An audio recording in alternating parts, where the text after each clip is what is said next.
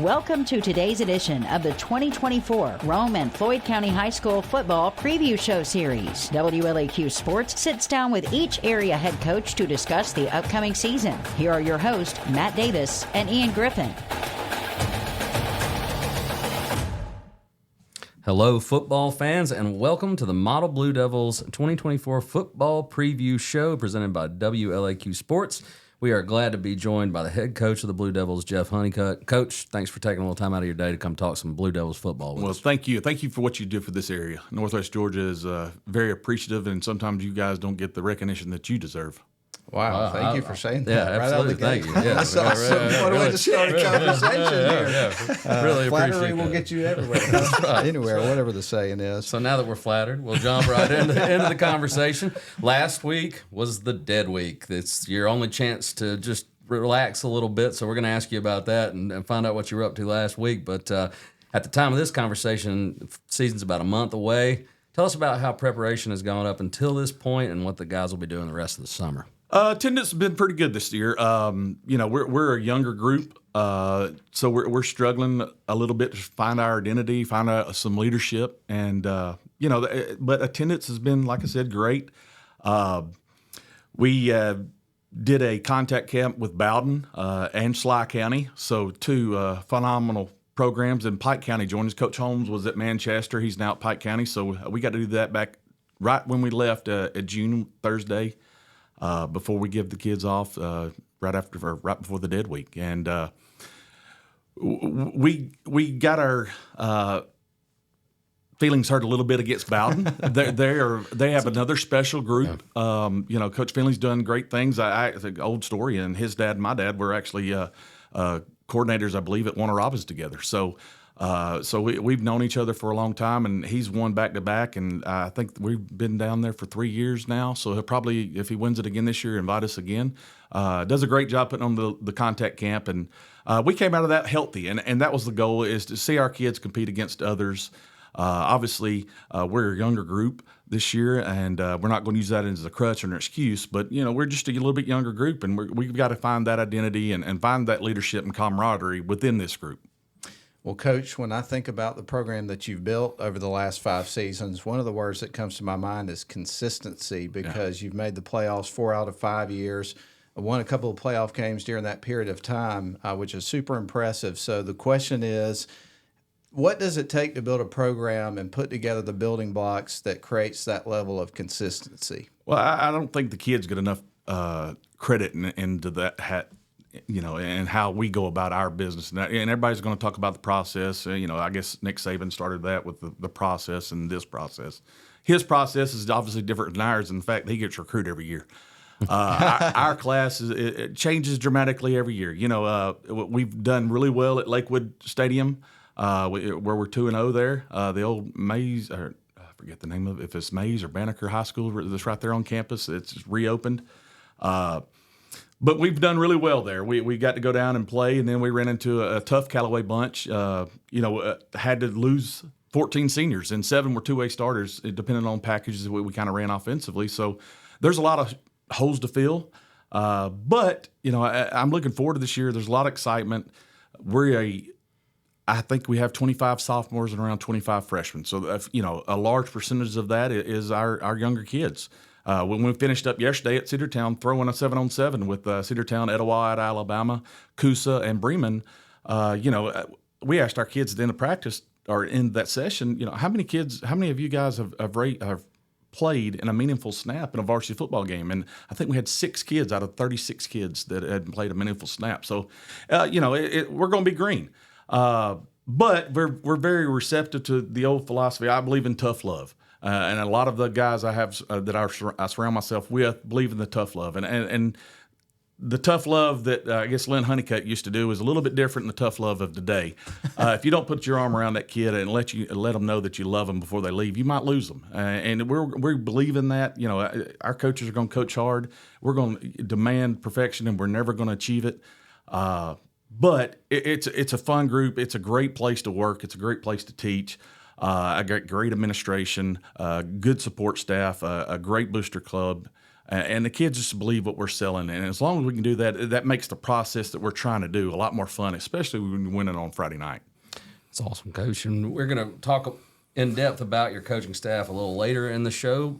Right now, you're talking about how young you are, and one of the things you have to do with young kids is get them right in the weight room, so that they're ready to go out there and compete at a varsity level. So let's talk about strength and conditioning and what's going on in the weight room right now. Well, I've turned that a little bit over. I know we're not talking about it yet, but Coach Bell, Brent Bell, I got to hire him last year. Brought him as an offense coordinator, and he is now taking over the strength and conditioning as well. And told him it's his, go do it. His offense is his, go do it. And I'm going to still coach the defense and be the head football coach. So he's done a great job. June, we were Tuesday through Thursday. Try not to just kill them as far as we're going 2.5 hours. And that's lifting weights, conditioning, speed and agility, whatever we're kind of doing conditioning-wise that day. And then we're trying to get on the football field as well and implement some new things to a lot of new kids. The weather's been pretty fair. It was really nice today, despite being 90 degrees. There was zero humidity, I felt like, today. So it was very pleasant outside today and had a little breeze. Monday was almost sketchy in the fact that we almost couldn't go out Monday, or right there at 11:30, I think it really shot up. And thankfully, we were finished at 11 o'clock. But it's something that we're all having to deal with. I wouldn't want to deal with it in South Georgia. I know that humidity down there is a little bit different, and we're going to complain about it in Northwest Georgia. But GHSA does a tremendous job in what they do and try to set the protocols and how we go about our day-to-day operations. And, I believe in trying to make sure our kids are doing multiple things, and that's what June's for. And, of course, we just finished up our 4 days of July, and we finished up our last 7-on-7. So a lot of that, the competitiveness will be gone, and it's going to be interesting to see how we compete day in, day out now within ourselves up until that scrimmage week. We got Jeff Hunnicutt with us, head coach of the Model Blue Devils football team, and we referenced your 5 seasons, getting ready for your 6th season to begin. And so with that said, when you reflect on your career so far as a head coach, obviously there's a lot that you learn in those Absolutely. 5 years. So as you're getting ready for year 6, what's different right now about the process? That word comes up again. Yeah. But how you approach, things going into this year as opposed to what it was like in the beginning. I think a lot of these kids this day and age they want that instant gratification. I don't think they understand that the work that goes in, you don't just show up on Friday night and win. And we're trying to build a lot of camaraderie in the weight room and encouragement, and again, trying to establish that leadership within our program right now. And I think that's been a very taxing ordeal. It's been trying at times, trying to create a leader and make it a kid who does all the right things, say the right things. And sometimes those kids don't ever come out of the shell. But I was never a vocal leader in high school. Brian Smith was a very vocal person. I was not. I was going to do it the right way, and it was going to be the right way, or we're going to probably come to fisticuffs, out there on the field. And that's just how we did it back then. This day and age, I've not had one fight since I've been at Model High School on the field, and that's unique. The kids love each other. The process is the fact that if we can get everybody on the same page day in, day out, believing it, and we're stepping up the ladder one step at a time, we're going to prove to ourselves, I think, that we can compete. We jump right into a very tough schedule this year, but it's still how a kid responds and how they deal with a little bit of adversity.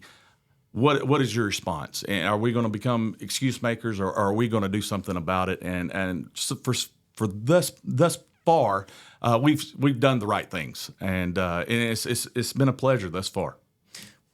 It's been a great first segment. We're going to take a quick break, but we do want to encourage our viewers to like and subscribe to the YouTube channel.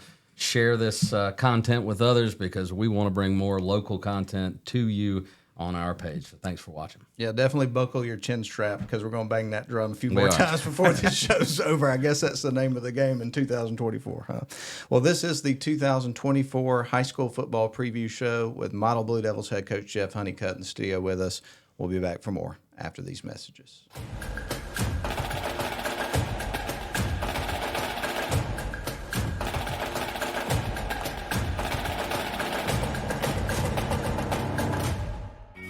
Riverside Auto Group is celebrating 50 years in Rome and Northwest Georgia. Join the celebration and shop for your next car, truck, or SUV from Riverside Auto Group. Browse their selection online at riversideautogroup.com or visit with them in person at Riverside Chevrolet GMC in Rome, Riverside Toyota in Rome, or Riverside GMC Cadillac in Cartersville. Locally owned and operated by the Welburn family since 1974. That's Riverside Auto Group.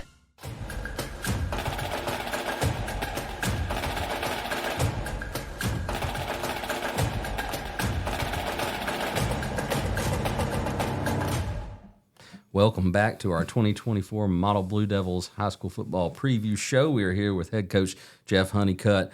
And, Coach, we mentioned last week was the dead week. What'd you do with yourself? You hook into some fish down there? I got an opportunity to go visit my parents in East Point, Florida, which is Franklin County. It looks out at St. George Island, and it's right across the bridge from Apalachicola. I love going. It's not metropolized. I hope it never does. Great beaches. My daughter, when she goes to the beach, knows we're going to the beach. Not putt-putt, not anything else. It's going to the beach. And I actually did finish on top of the fishing total. I beat my daughter, beat my dad and my wife and my mother. So that was a good trip.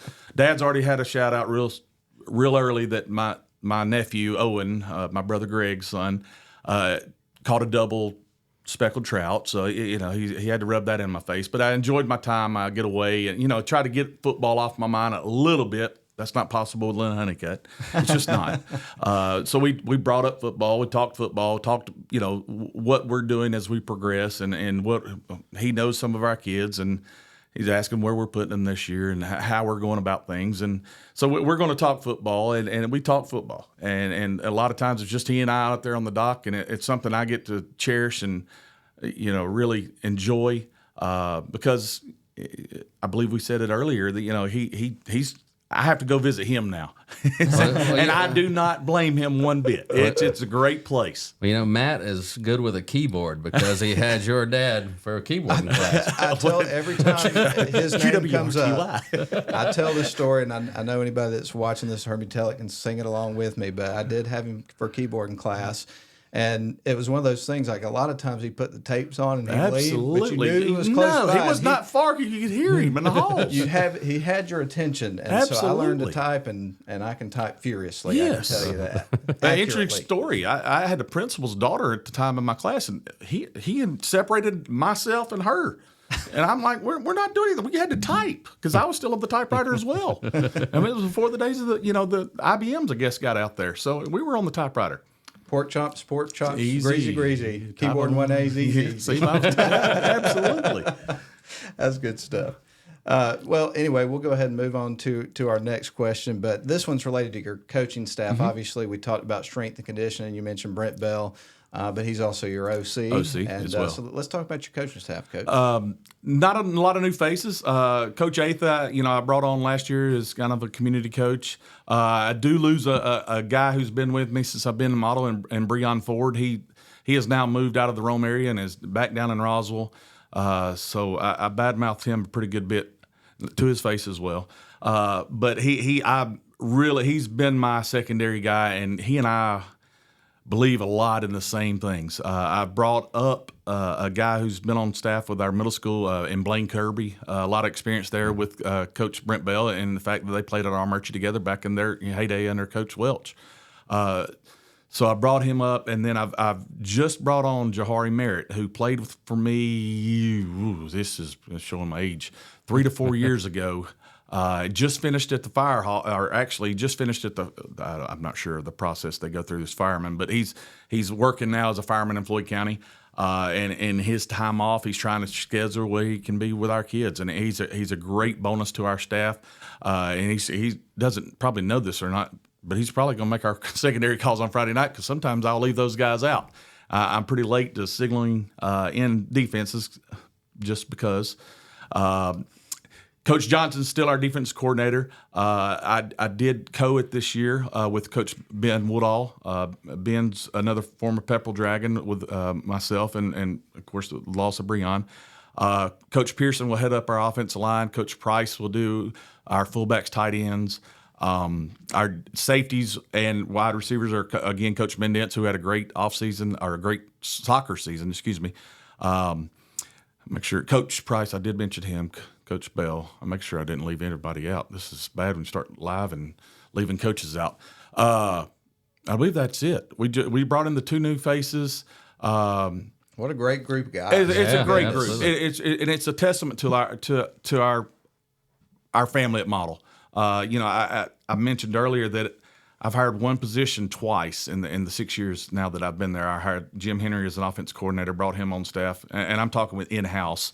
And then I had the opportunity to hire Coach Bell as Coach Ather, retired from Darlington. And so it's been a very great experience for me. Those guys know that they keep me on my toes. They know that I'm a tough love person, and a lot of those guys have became that way as well. But it's a great staff. They're fun to be around, and they work hard. And not that I'm over demanding, but they do a lot. They do a lot. Has he keeping you on your toes with the double reverse flea flicker? When do you know when that's coming? Because we know Coach Bell will throw the trick plays at you. He has a barrel of trick plays that we'll go through and we'll start. And, of course, especially during off weeks, I think a lot of that breaks up the monotony of a day-to-day practice for kids. And kids really get, they love it. And we've had some successes with them. And I'm hoping with that he's still got some that he's not shared yet. Yeah. So he does a great job, making it fun for the kids. He does a great job in the weight room as well. Coach, I want to ask you this because obviously throughout this conversation you've referenced Coach Ather a couple of times. And so obviously, having him on the staff last year with all the coaching experience he's had, obviously was Jerry Sharp's assistant for a number of years and then over 20 seasons as the head coach over at Darlington. What was it like having him on your staff last year, and what did you learn from him? A tremendous amount. As a guy that I grew up playing against, and obviously as a player, and then I coached against, and then to have the opportunity that just kind of fall in my lap, and Coach Bell kind of said, "Hey, what do you think about Coach Ather?" I said, "Really, really?" And of course, we began talking, and Coach Ather already reached out to me previously. He said, "Do you mind if I stop by practice, Coach?" I said, "You're welcome anytime."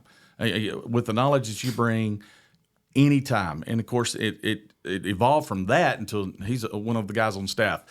He did a tremendous job assisting our offensive line in the fact that Coach Pearson is a little bit more tough love, going to yell, scream, and Coach Ather would slow down and make sure that what Coach Pearson was saying was actually also taught.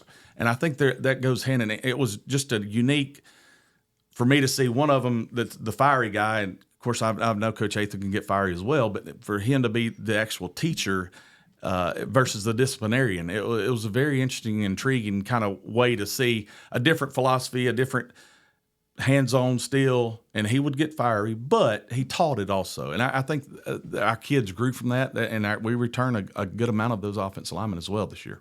So let's dive into that roster. Earlier you said, I believe we're talking around 50 underclassmen on this roster. Yes, sir. Yes, sir. So tell us some of the names that we'll hear, some of those kids that might contribute, and how the middle school program, you mentioned Coach Kirby coming up, how they've developed them to be ready. Coach Patch, 2 years ago, this sophomore group won our little championship, our middle school championship league.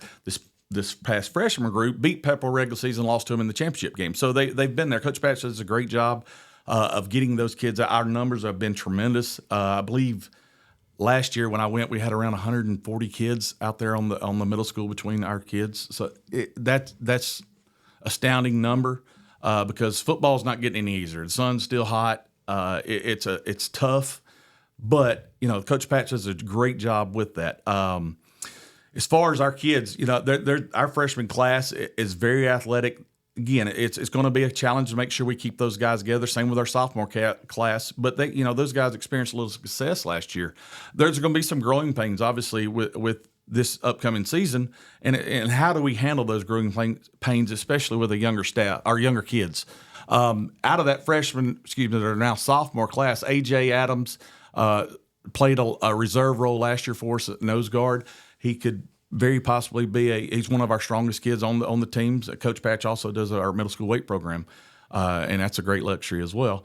But AJ transitioned on offense from fullback, tight end, kind of to a guard, which he could still go back. He moves pretty good. He's a squattier body, kind of a fire plug, fire hydrant type kid.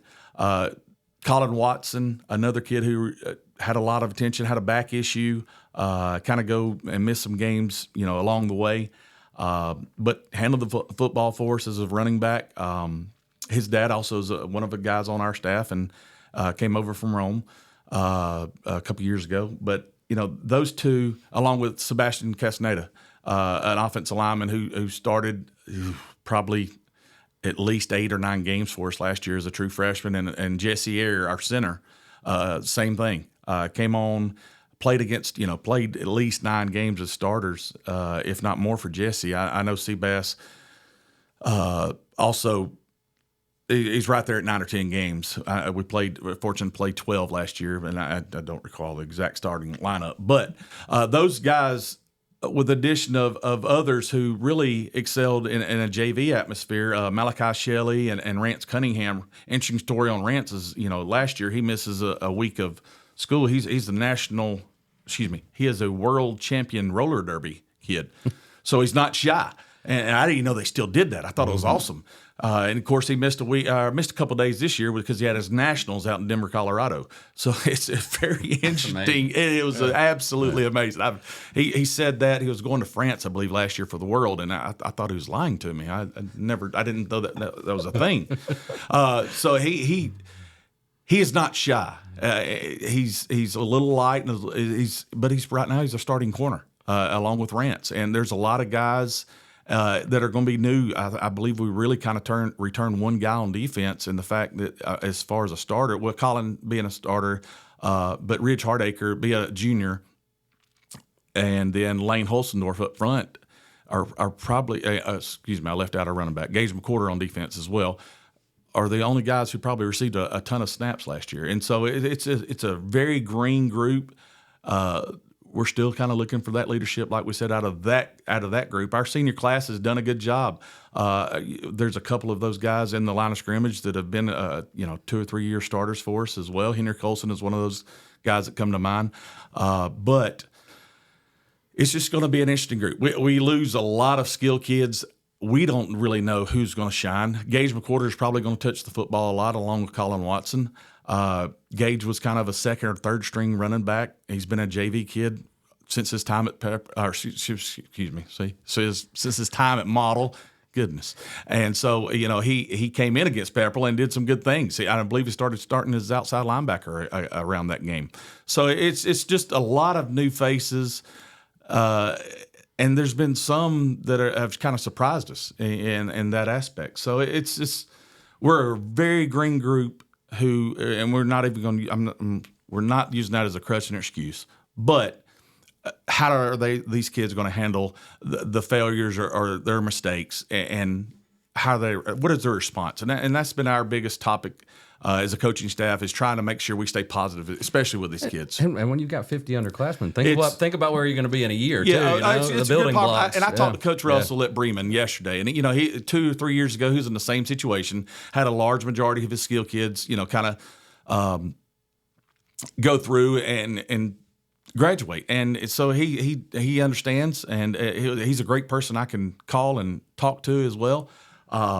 But it's just one of those things. Graduation bug's going to hit, and that's part of it. And that's not going to be an excuse. What's our response? Right. And you mentioned, of course, Davis Russell over there at Bremen. Yeah. I think that's a good segue into talking about our next topic, and that's going to be, of course, the region. Yeah, because it's you've different. had reclassification. Absolutely. Different. There's some challenges that come along with that, and it's some excitement. I mean, yes. I know you guys don't shy away from a challenge. Oh, absolutely not. So tell us a little bit about the region and all the ins and the outs of that. Well, we lost. We thought we were going to have Coosa and Armuchee in the region. Of course, they opted to go north and play with the Dade County and Fannin. So I'm familiar with Fannin. They're obviously on the other side of things. We lose Rockmart, so that's pretty good. The fact that we lose a little bit of that athleticism and speed that Coach Parsons has had over the last. He does a tremendous job with those kids. No longer see North Murray, and now we gain all the way. It's US 27 South. It's all the way down to Heard County. Temple, Haralson County, Bremen, ourselves, Darlington, Pepperell. Don't ask me about the playoffs. We're just trying to win one game at a time.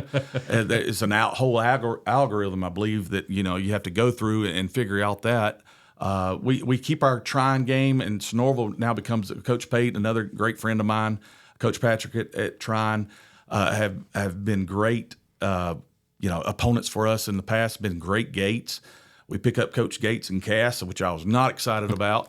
So Coosa kept us on our agreed to keep us on schedule, so that was great. We lost our Murchie and picked up Cass, but we were fortunate enough to work it out where we could still scrimmage our Murchie. So that's great. When I got there, there was a big rivalry there with our Murchie and Model, and of course I have not seen it because we've just scrimmaged when Coach Green, of course, was on staff back then, and so we just scrimmaged. Of course, we opened up with Lafayette, so it's going to be exciting. Lafayette's had some changes. But we're going to burn up 27 South for sure, a lot this year. I don't know a whole lot about those guys. I know a little bit more about Bremen because we threw against them yesterday. I know Temple that returns a ton as far as athleticism goes because they're 100, I believe, one in track. They're 4x1 team, one in the state AA or single A, I guess it was last year for them as well. 'Cause I think they were in Pepperell's region last year, and we were the ones that were kind of the oddball out of the county. So it's just some new faces, but familiar foes. I've played against Heard County back when they had the kid that went to Florida as quarterback. I was on DC at Pepperell under Coach Hurst. So there's some very familiarity, I guess, with us. It's we're not going up the mountains to Fannin. Now we get to go south to the plains of Heard, I guess. So it's an interesting schedule. I'm kind of happy the way our schedule kind of fell into my lap. In the fact that I'm not a great coin flipper or drawer of the number, but we have an off week right before we play Bremen, right before we play Bremen. Then we followed up with another off week. So I wasn't a fan of that, but what can you do? And so I'm looking forward to it. I'm looking forward to seeing our kids line up against Lafayette and see what our response is, and then see how we match up against our Murchie because it's a similar opponent in us. One of the things that's going through my mind as you're running down the list of all the different teams that you're going to be playing this year in the region, and I'm not going to start listing names because I'll leave somebody out, I'll forget somebody, but I'm just thinking about all the head coaches of these teams, including yourself. Yeah. This is a well-coached region this year. I believe, of course, I was talking to some of our guys on staff the other day, and now I'm the longest head coach in the county, with Coach Hurst stepping down. So that's unique in itself, and the fact that, this is my 6th year now. Coach Russell is well known. My backstory on him, our very first return to the playoffs when I was at Model, Coach Russell was at Bremen. That's who we went down there and played. Of course, had a great team. I believe we went 6-5 or 5-6 that year. But returned to the playoffs, and then next year we built on it and won a playoff game. And so there's a lot of repeating things from the past in the short time that I've been at Model. So it's. Coach Nix, again, was at Gordon Central, is now at Temple. So there's a lot of new faces as well with Coach Cannon at Coosa. Of course, I know they're not our region opponent, but, in the county, I guess. So there's a lot of new faces as well, but there's a lot of history too. Just having the opportunity, I guess, that I look back on in my 6 years to go and experience some top-ranked opponents in June, I believe that has done us wonders, and I appreciate Coach Finley, obviously hosting us at that contact camp because those guys have done it, and they have an opportunity now to three-peat. So that's a very good testament to what we try to our schedule, I guess, really. Well, Coach, I guess this is a good time to catch our breath real quick. Please, I need to catch mine. And then we'll take a quick break. We'll come back, talk X's and O's, and close this show out. But you are with us here on WLAQ Sports coverage of Model Blue Devils football on our 2024 preview shows. We're glad you're with us. Like and subscribe.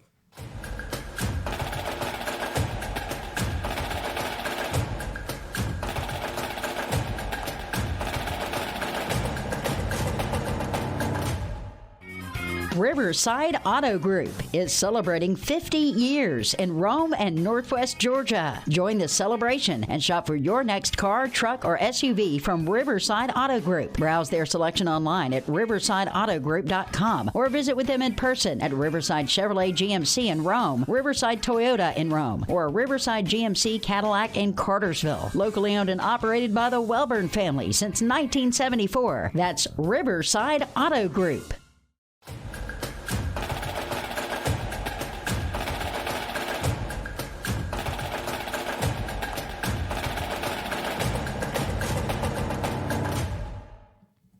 All right, we welcome you back in and glad you are with us here for the 2024 Football Preview Show series. Today it's the Model Blue Devils, and we are lucky enough to have Jeff Hunnicutt here, the head coach of the Model Blue Devils, getting ready for his 6th season.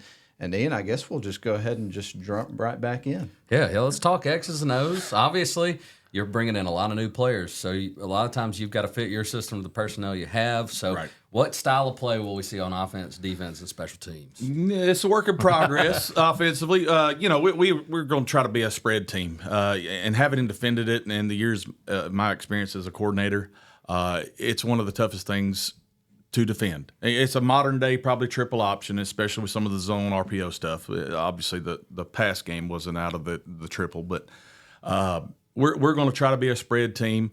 That may change. Brantley Patch, I forgot to mention him, has stepped right in and been a sophomore quarterback for us. You know, his backup is another sophomore, and then we're talking about freshmen, and there's a junior probably in there as well that it may be a little undersized, but, you know, the kid's lining up at slot receiver and doing some other things for us. So it's a work in progress offensively. We want to be a spread team. If we can get some confidence with our quarterback play, then that's the direction we'll head. That's not to say that, you know, our terminology hasn't changed from a middle school to a high school level. What we call power at the middle school is what we call power at the high school. So there's a lot of familiarity in terms of the terms used at Model.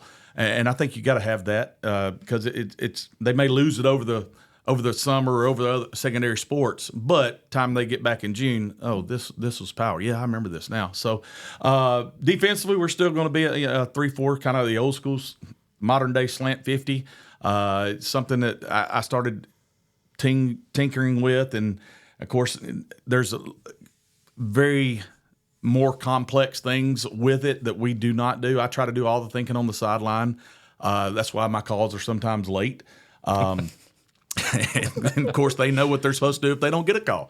So there's a lot of we're a Tampa 2 type defense. So some of the things that our terminology I actually stole from Cartersville because their terminology made a little bit more sense than mine did. So I stole from Coach Foster and Coach King at Cartersville in my time there. So, you know, but we're going to slant right and we're going to slant left and we're going to trick you and we're going to pinch every now and then. So that's really the extent of what we do on defense. I believe in that KISS method and keep it simple. We're going to read, react, and run our fantasy to the football, though. And that's what we will get across to our kids is we're going to have relentless effort to the football. Offensively, Coach Bell's going to figure it out. And I trust him with that.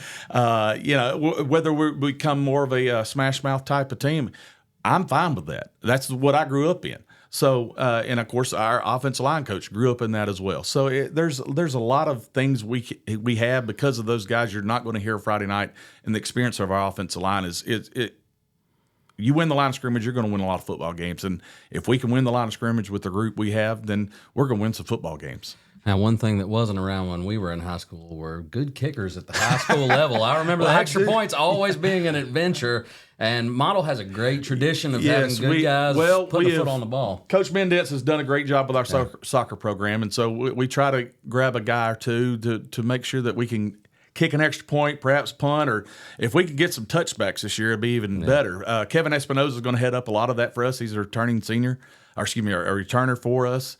We'll punt some. Jeremiah did a lot of the punting last year, and that was probably one of the intangibles that Tennessee will not ask of him. But Kevin does a great job. He's a great kid to be around. He likes to cut up. He actually set up the water baths today for us, our ice baths. So he had a big job for him today. He did that as soon as he finished his workout and kicking. So he set up the ice baths and got that rolling for us. And I'm looking forward to it. Well, Coach, earlier we were talking about what you did during the dead week, going fishing and all that kind of stuff, and you mentioned all the different activities, but somehow, some way, football comes up in the conversation. It just has to. And so you were a star player at Pepperell, grew up playing football around it your whole life, went to college, Tennessee Tech, had a great college career as well. Then you got into coaching, been doing that for a couple of decades now, different roles at different schools and all that kind of thing. What is it that you love most about football? It's a way of life for you. It is, and I think it's something we talk about when we first get back in June. I think it's the ultimate team sport. It requires all 11. It requires everybody on the sideline, and despite those kids on the sideline, sometimes they think they're irrelevant, and that's not the case. There's a lot of times where it's next snap up, you're in, and of course just offensively speaking, if the center can't get the quarterback the ball, the play's dead. And so there's just a lot of intangibles there. Those offensive linemen don't get the credit they deserve. At the end of the year, their stat line is probably going to be 0 carries, 0 touchdowns. I think my center actually recovered a 2-point conversion last year. So that might I think I remember totally Jeff Gable true. bringing that up. That might not right be totally about that. true. But those are the guys that we're going to win with, and that's the belief I have as a football coach. Having a positive impact on kids, I think, is what has led me to this. I had great relationships.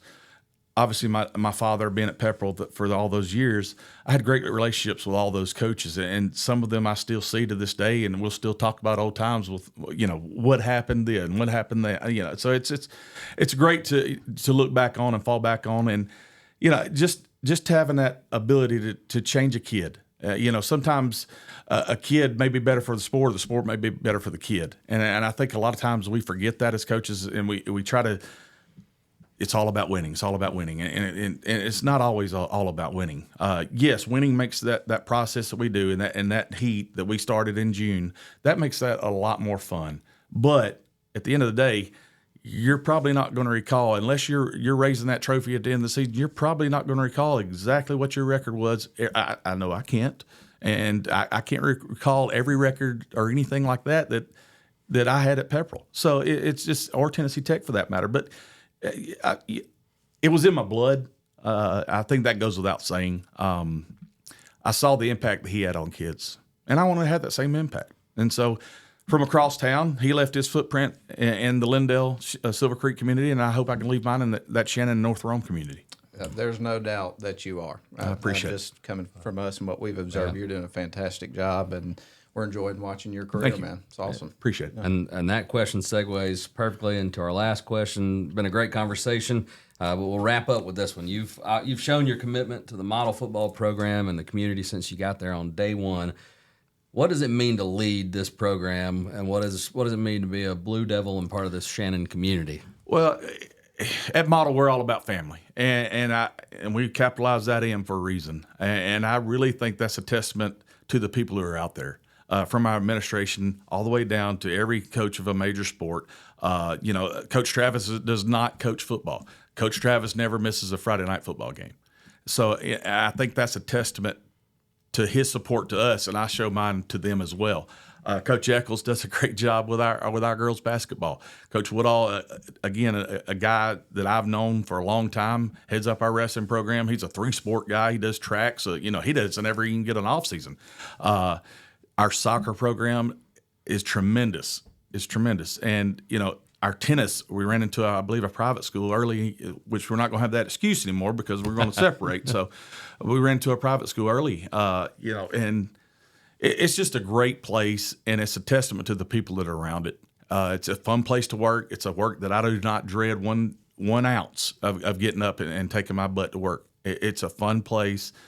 We all scratch each other's back when we need it, and it's a fun place. It's a great place. Well, that's a good place for us to wrap up. And as we get ready to wind down, first of all, we just want to take the opportunity to thank you for your time today, man. Thank it's been y'all a pleasure again. talking to you. Thank y'all. Yeah. Anything else you want to add, Ian? Hey, man. I'm teeing you up over here. Well, if we need you. Our viewers, like and subscribe to the channel, and we'll bring more content like this straight to you. That's exactly right. Well, we want to take this opportunity to wish you and the Blue Devils the best of luck this season. Absolutely. It's almost here, man. It is. Yeah. It is right around the corner. All right. Well, that's going to put a wrap on the 2024 Model Blue Devils football preview show with head coach Jeff Hunnicutt. Thank you again, Coach. And thank you, Ian. Yeah, and my thank pleasure. for everybody that watched. We appreciate you, and we'll wrap it up. Hope you enjoyed this edition of the 2024 Rome and Floyd County High School football preview shows presented by WLAQ Sports. Make sure you hit like and subscribe to our channel for more local content from the WLAQ Radio YouTube channel.